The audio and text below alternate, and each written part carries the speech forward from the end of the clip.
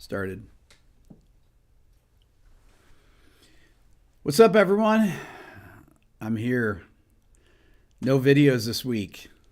This is the longest I've ever gone without a video, which is about, I don't know, 5 days, Billy? What do you think? When's the last time I put up a video? Last weekend? I think it was last weekend. Was it last weekend? Last live stream. Yeah, pretty crazy. I had a lot of stuff going on this week, and I thought that I would take a little break here.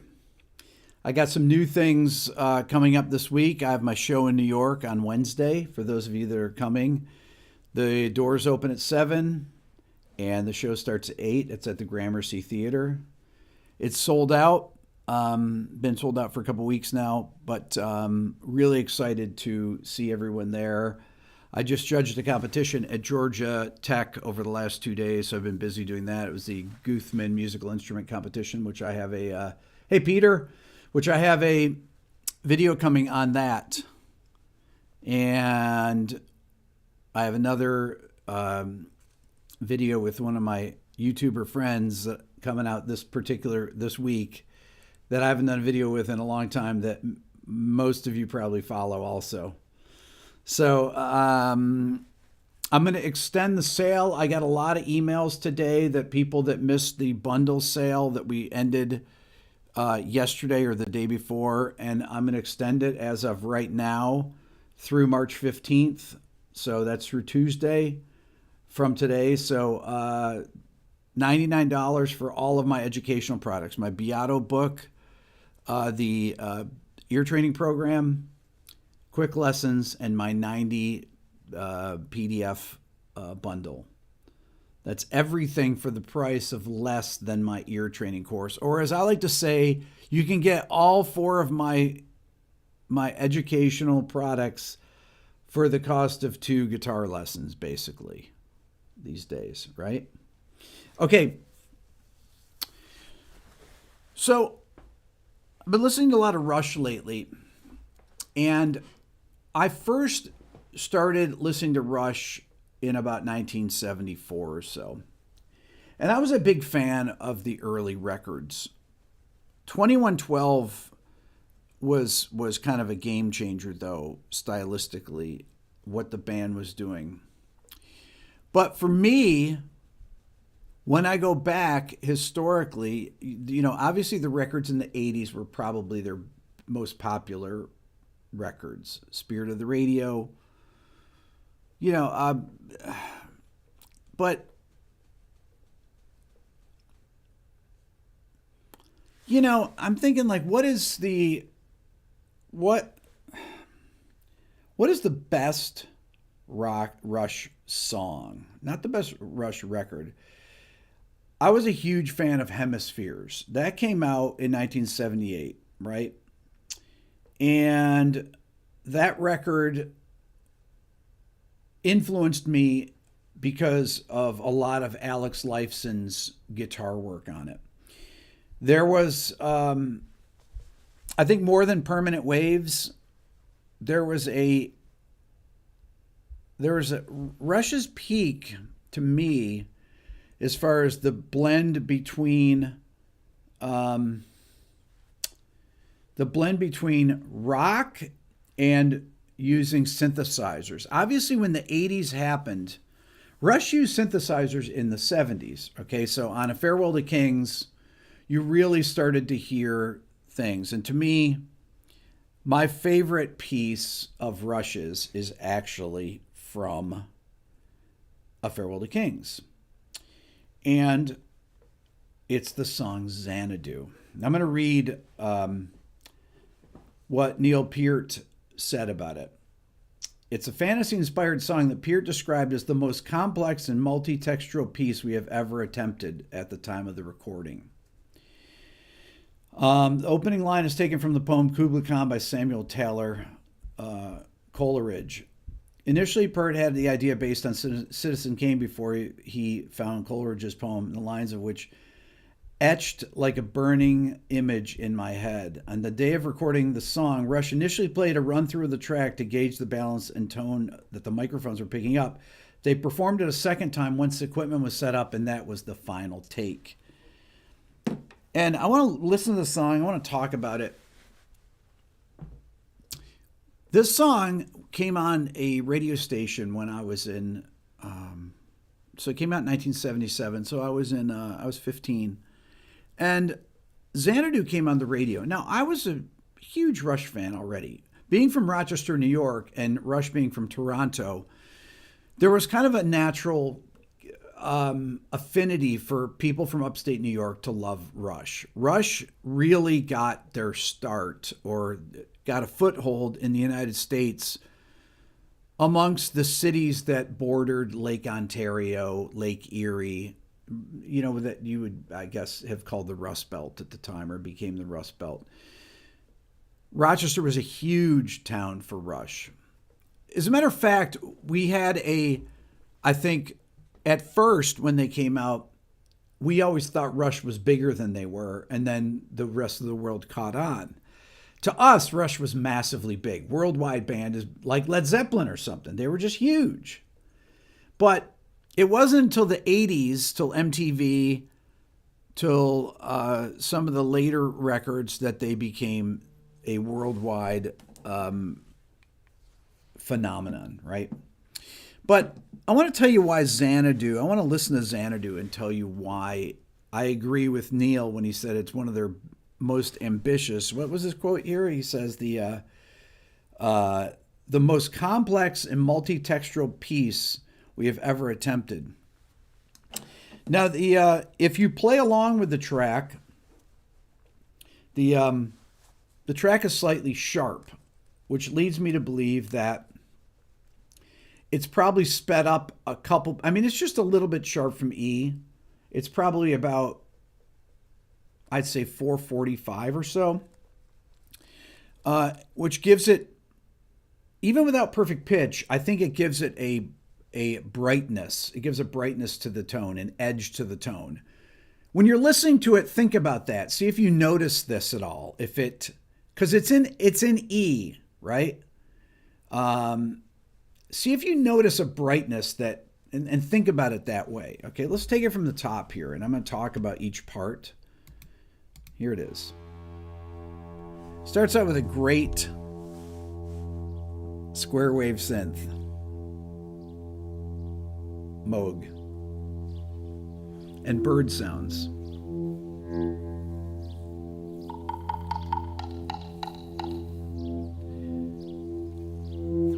It's produced by Terry Brown.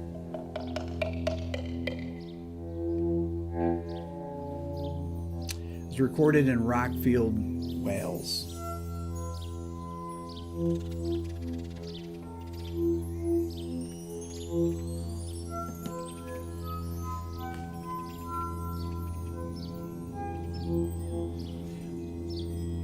I love those notes. Oh, goes to that fourth there. Beautiful.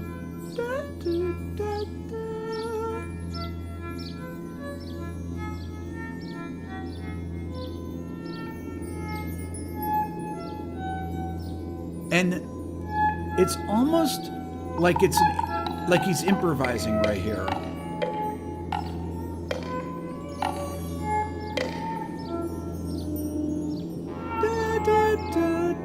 Goes to that flat seven.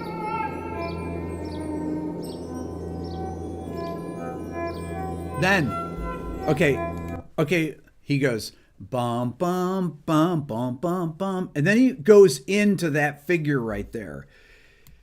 When I look at the way that I improvise, if you listen to my quick lessons, I hear things like that those natural resolutions that Alex plays right there, that listening back on it's like, oh, well, that's why I play things like that resolve within themselves. Listen to that phrase right there. Hold on. Let me go back a little bit.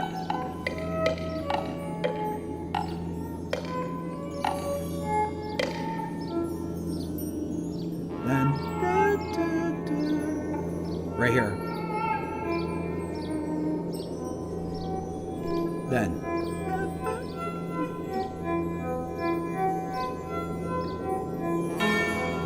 Oh, beautiful. The bells.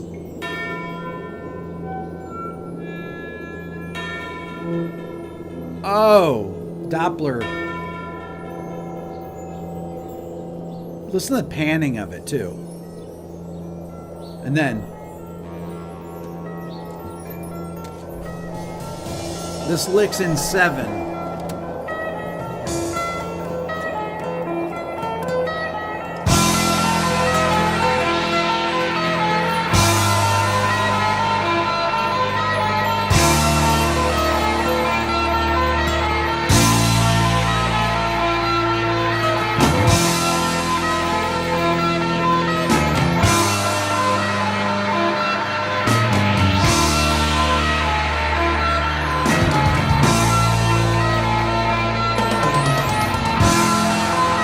Okay, so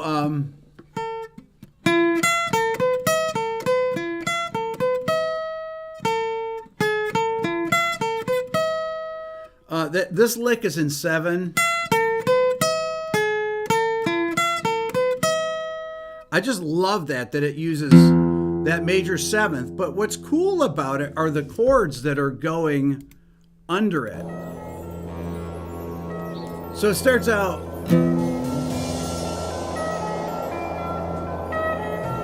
So all these voicings superimposed. Then it goes to G, D, A. Then here, listen.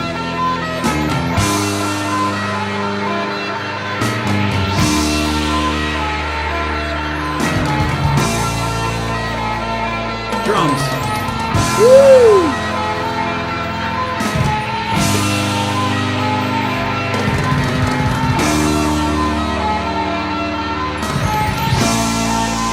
Then,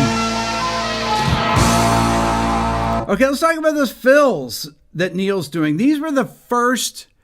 I love the composition. I love that he plays a different fill each time. Listen to the panning of the toms, because this is really an incredibly well recorded record.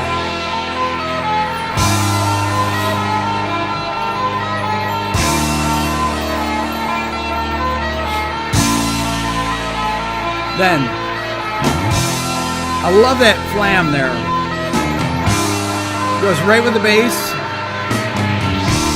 Right with the bass. Oh! Across.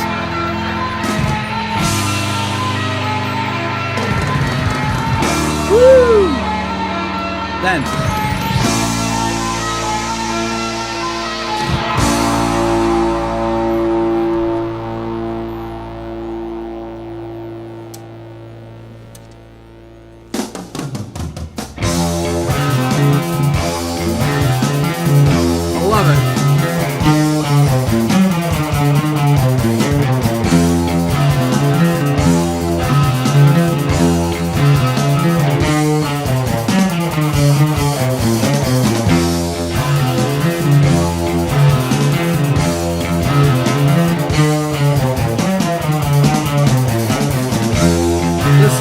Extended.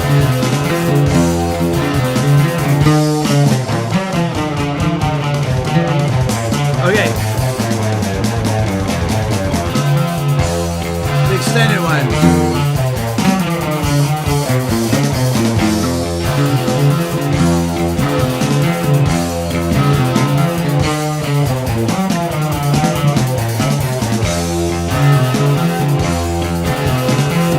Okay.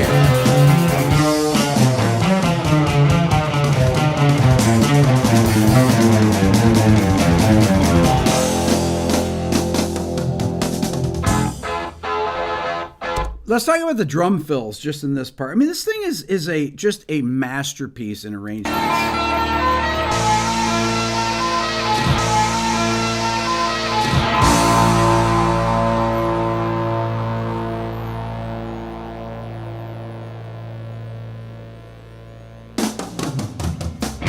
Oh, incredibly good drum sounds. Listen to the groove.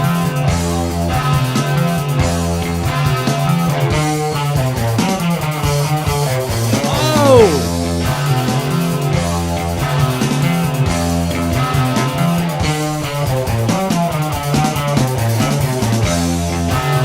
Really incredible fills.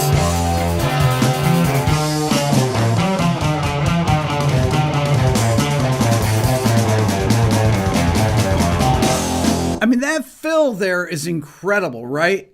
And then the one that comes right after it that leads into the next guitar figure. Listen, it's right here.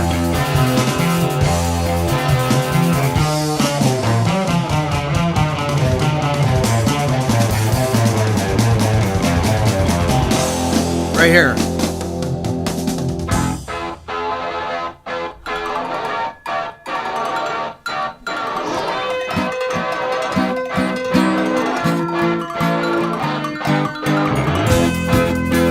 All over an E pedal.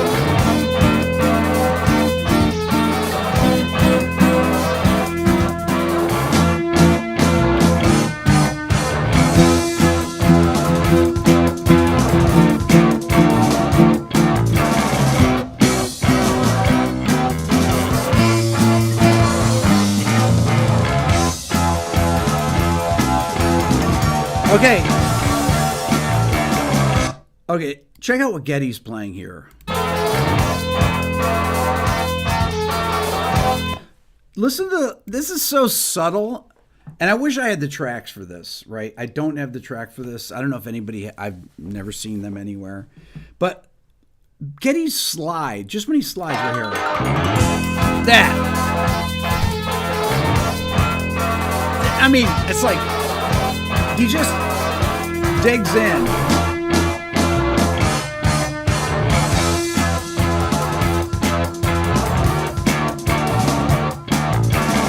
Oh!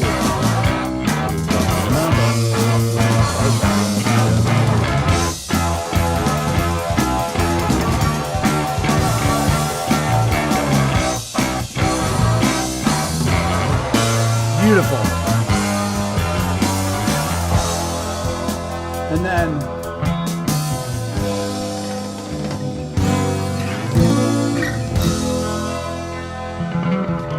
great fill. My favorite part.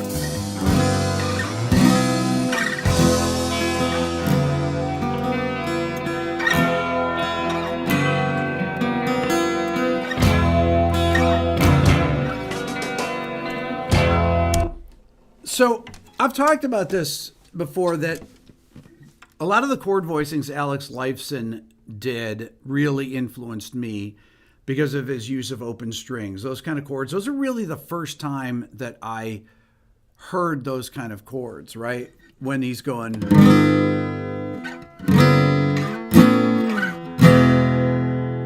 And then the second time.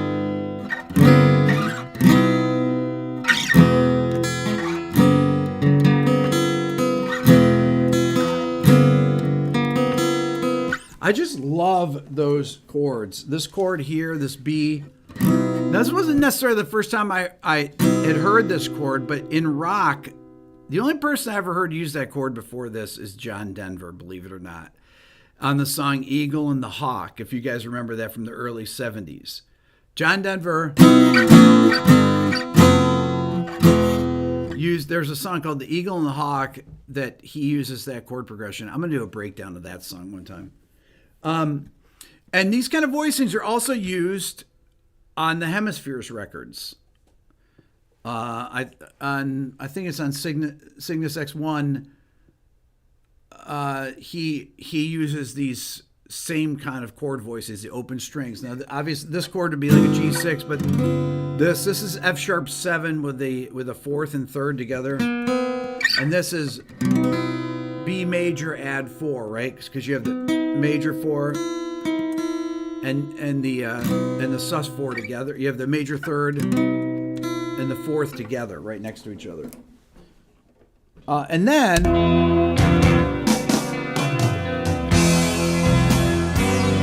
So we're 5 minutes into the song before the vocals come in. To seek the sacred river out, to walk the caves of ice, to break my fast on honeydew, and drink the milk of paradise.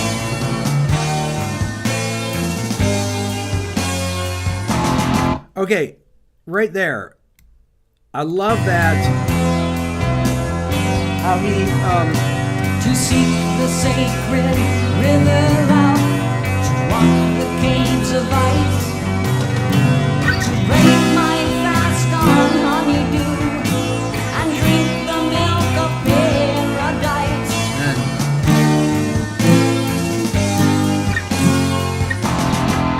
I love that. D, A minor, G major, F major, then E major. Really cool sound with that flat 2 using that Phrygian sound right there, right? I have the whisper tales of immortality, the deepest mystery from an ancient book. Right here. Oh, great snare fill.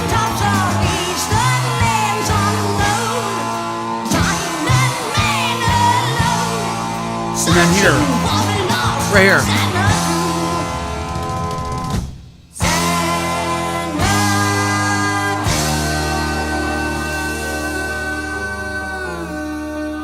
I love this synth sound that go along with the xylophone. Beautiful. Great melody. D sus, B flat, C, to stand within B flat. the pleasure dome decreed by Then. Kubla Khan, to taste on the fruits. Okay, check out that fill. Both of them play fills that complement each other, Getty and Neil together. To stand within the pleasure dome decreed by Kubla Right. Khan. I love all those upbeat accents.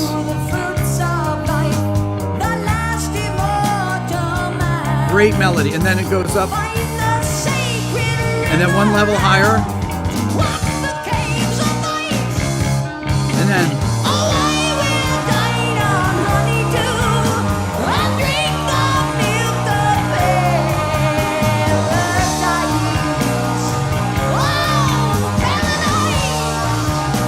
okay, so I hate to keep stopping it, but Getty's vocal performance on this is phenomenally good. He goes into a real overdrive with his singing here, and it's a perfectly built vocal melody right here in this whole section. It starts low, and each phrase has a different level. Within the pleasure dome decreed by Kubla Khan. Then To taste on you the fruits of life, the last immortal man. and then next level, Find the sacred river out, next level, walk the caves of ice.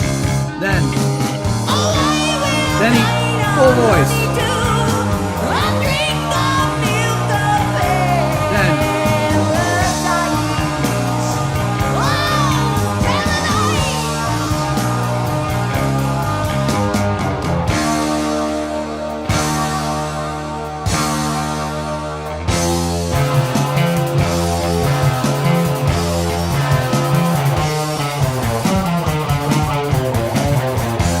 drums.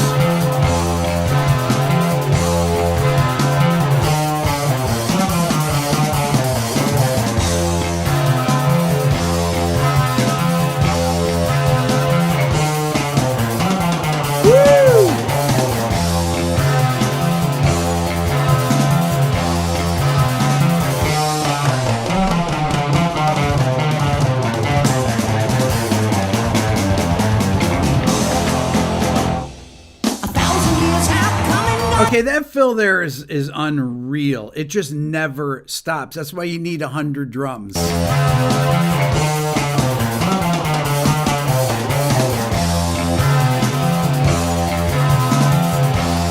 I love the panning.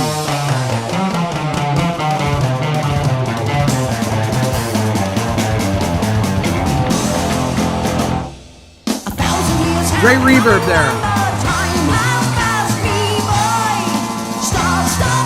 Oh! And then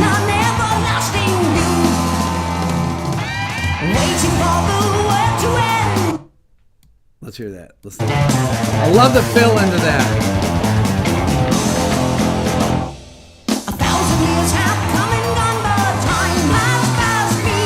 I love those.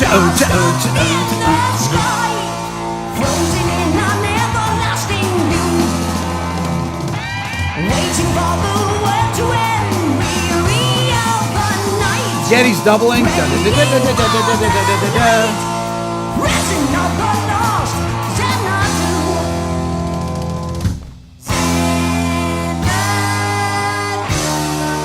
Another thing, because this is not played with a click, because it can't be, because all the tempo changes. This is a real subtle thing, and this is what gets me about today's music, that are not played live. This is a band playing live. There's a subtle, like, to me, this is the most important thing are the breaks here. There's a subtle delay in every hit when he sings Xanadu. Listen, each downbeat, it's just slightly delayed. Listen. Right here. Listen. And then, especially that last one.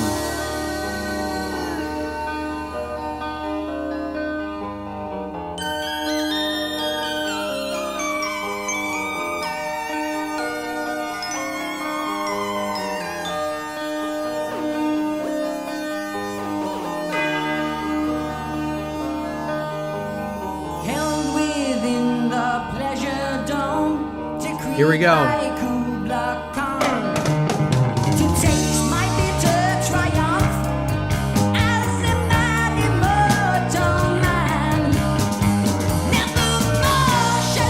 love he goes an extra time in that. Neil. Okay, so there's so many things. The drum part is so integrated into this. This is so symphonic sounding. And this, to me, this was just head and shoulders above any of their songs to that point. And I think this is one of the most integrated songs this is not like a prog song. This is like a symphonic song, right? Forget it.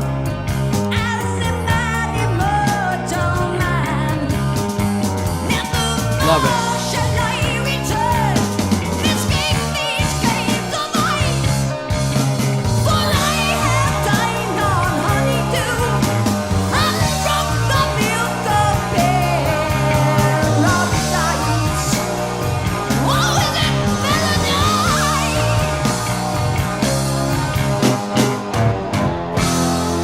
Once again, right? That's three people looking at each other.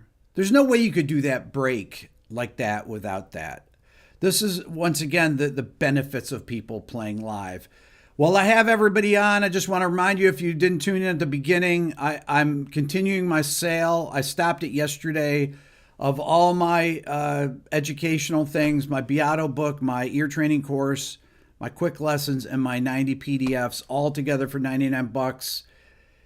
If you wanted to get any of the things, now's the time to do it. The sale's going to run through Tuesday, through the 15th. So that's a way to not only improve yourself as a musician, but to support the channel so that I can go out and do these interviews like I've done with people like Pat Metheny and Sting and all the different people that I've interviewed over the past 6 years.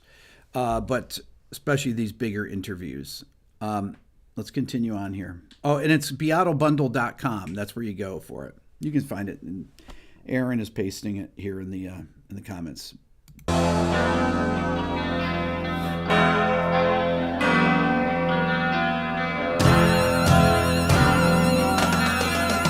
Oh, it's kind of a recap of the earlier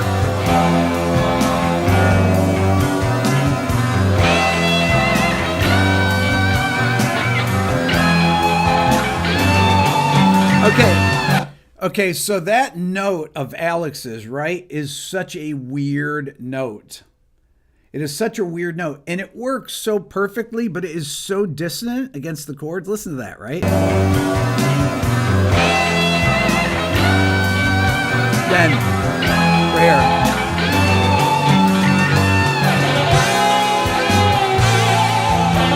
Great vibrato. Oh.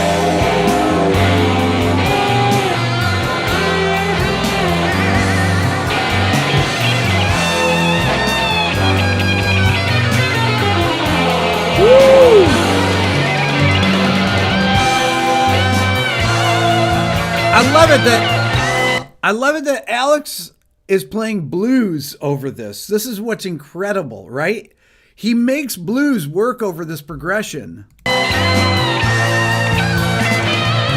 Oh.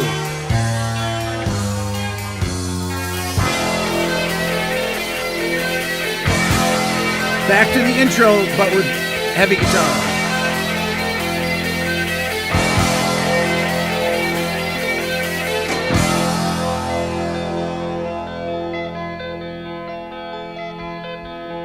I love this.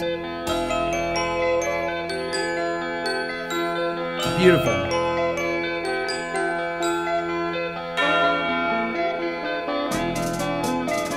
That glockenspiel and marching fill.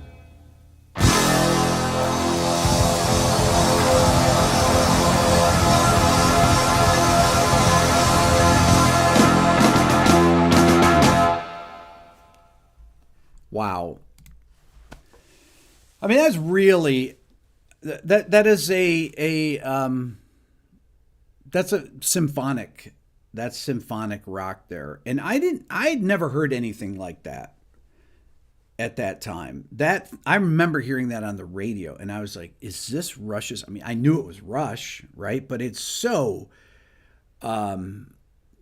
I think it was such a jump sonically from anything they had done before that too, because it's very well recorded. Everything about that, the drum panning, the guitar sounds, the bass tones, the vocal sound, everything about it. In addition to the song being so well structured with these movements, I mean, it's a series of movements, and the way that they're integrated, I like to ask artists, when I had dinner with Joni Mitchell, one of the things I asked her, I said, Joni, if you could take one record where you figure, where you think the songwriting and the production were equally matched, where you felt like the songs came out as well as they could have. And she talked about Court and Spark and Hejira, those two records, where she felt like the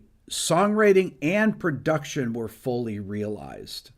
And like this song to me, this period in Rush's history, because there's so many analog songs with real guitars that's not synth heavy, but there's the synthesizers that have been introduced.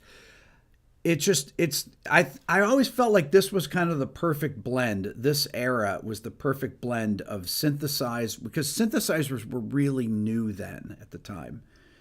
And the arrangement of this was just unlike anything I'd heard. So anyways, that is my favorite Rush song. And I'm a massively big Rush fan, but if I had to pick one song that I always come back to and get the exact same feeling as I did when I first heard it, it's Xanadu. And Xanadu was not a single or anything. I played it for Billy. Billy had heard it, I think, one time. Is that right, Billy? Mm-hmm. Billy's a big Rush fan and only heard this song one time. And I just have always connected with this song. There's just something about it. So for those of you that don't know Farewell to Kings, you know, if I said, is this Rush's greatest album? I don't think so, but it has a couple of their best songs on it. You know, obviously Closer to the Heart is a great song. That's one of their most popular songs. Farewell to Kings, but Xanadu is just, to me, in a class of its own. You know, as much as I like songs like Closer to the Heart, that's about as as close to a pop song as Rush ever got, I think. Even with their songs that were bigger songs like Tom Sawyer, Closer to the Heart is a, or not pop song, but like a rock radio single. That's a real. I don't know if that was an attempt to have a rock radio hit or anything, but I mean, this is like their 5th studio record at the time. They were not a new band or anything, and they didn't they didn't become gigantic. They had songs like I See Fly By Night in there, and I go back to Bastille Day and those early things. Spirit of Radio, that was a big single, right? But this to me was just the pinnacle of Rush. So that's my. I want to come on and talk about Rush today. I've been thinking about them. I've been. The guys have some new projects out. I'd love to get an interview with Alex and Getty at some point. I'm trying, but that's really would be a bucket list thing for me, is to interview those two guys. So let me know your thoughts. Once again, I'm having my sale for the next 2 days. I've extended it. Thank you all for the super chats. Sorry I didn't get through to those. Vic Hubbard, your brother, turned me on your channel. Thank you. And Thomas Somlinski, getting the experience same along with Rick's breakdown has been amazing. Goosebumps. Thank you, Rick. You're very welcome, Thomas. Really appreciate it. You guys are amazing. Thank you for all the super chats. For those of you that are going to be in New York on Wednesday at the show, please come by and say hello. I'll probably be hanging out after the show. I'll come out and say hi. So have a great rest of your weekend. We'll see you guys. Take care.